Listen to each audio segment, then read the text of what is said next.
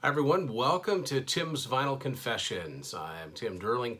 On this episode, I'm going to be going through my Toto collection as it exists on 8-track. So there aren't a lot, but there are probably more than you might think. Before I get to do that, of course, I've got to do a little commercial for Unspooled, an adventure in 8 tracks, charting the 8 tracks life through the 80s, which is a longer life than you might think, mixed with some great collecting stories. Designed by my good buddy Matt Phillips at Go North Design. This is available through Amazon, wherever it is you live. And that's all I'll say about it. So check it out. And thanks to everybody that's ordered a copy. I'll be talking about another book, not one of mine, here in a little bit. So we'll go through my Toto 8 tracks. Now, like I said, there aren't many, but there are more than most people might think. By far, the most common one that you see is the debut from 1978. And this is a Canadian copy on Columbia. This one is, none of them are common, but this is the one you undoubtedly see, you go on eBay and there's a lot of 58 tracks, rock 8 tracks. You'll probably see this one. Great album. Next up, the only other Canadian 8 track that I have to show you. This is Hydra from 1979. I would say there's a little bit of either sun damage or some, I wouldn't say water damage because it's smooth, probably sun damage. It might have been like positioned in a funny way. But anyway, this is the Canadian 8 track of Hydra. Overlooked album, didn't sell very well. To this day, I don't even think it's certified gold, but it's really good. It's one of my favorites. Turn Back from 1981. Now this one is stamped promotion only, something about CBS. I don't know if that's legit or not, but the 8-track itself is definitely legit. And it's also definitely a US one. I've always been a fan of this artwork. It's such a simple concept, but how they made the face out of the name, and it's just really cool. And a great, great album. Really rocking album for them from start to finish.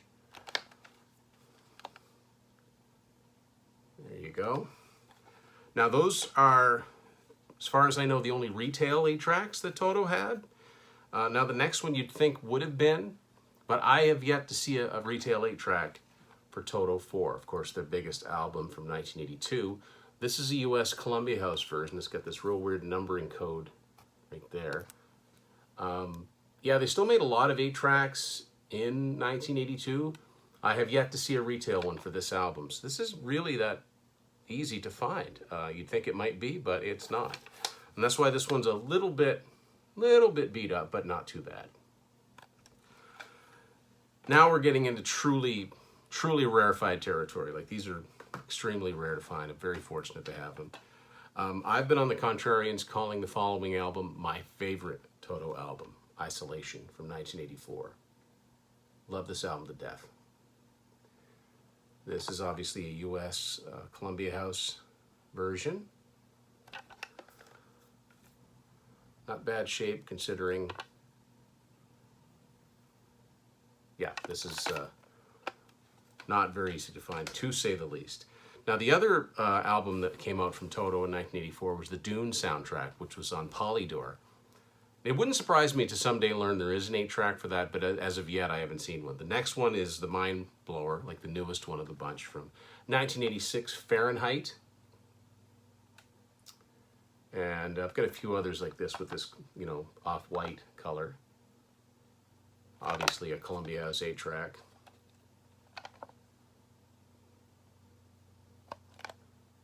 There's even a little tiny bit of credits on here, actually, believe it or not. So, there you go. That's, as far as I know, that's all the Toto 8 tracks there are. So not a huge collection, but they had some great albums. I mean, they had great albums after that too. As far as I know, these are the only ones that came out on 8 track. And I said I had a book to talk about, and I do. Now I'm quite late to the party on this. I mean, this book came out in 2019, but I'm better late than never, I guess. This is Steve Lukather's autobiography, The Gospel According to Luke. Of course, that's his nickname, Luke.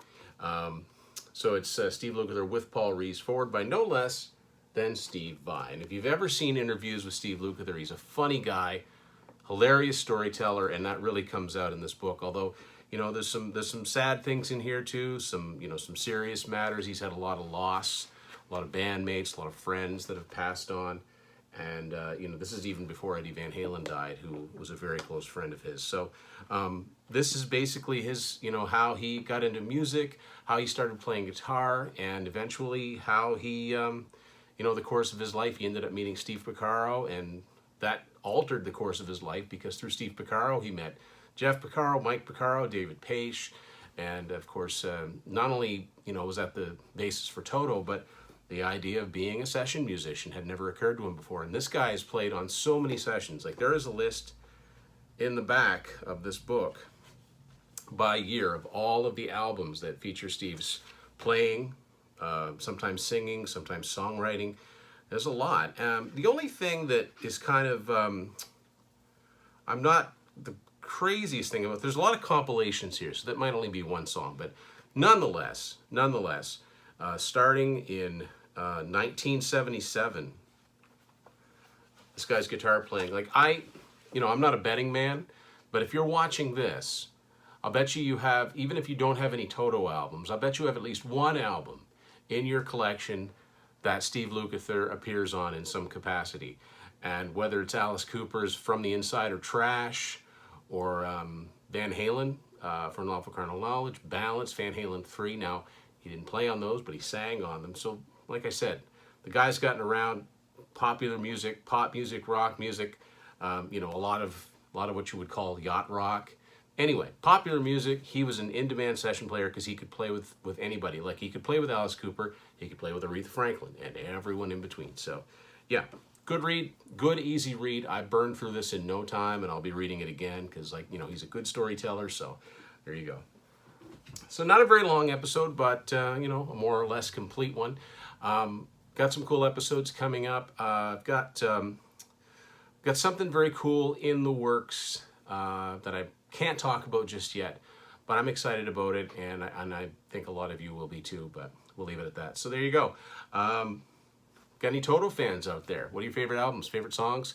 You know, what am I missing? What am I missing from them? I also want to mention too, earlier this year, Jim Benner and I reviewed the latest Toto album.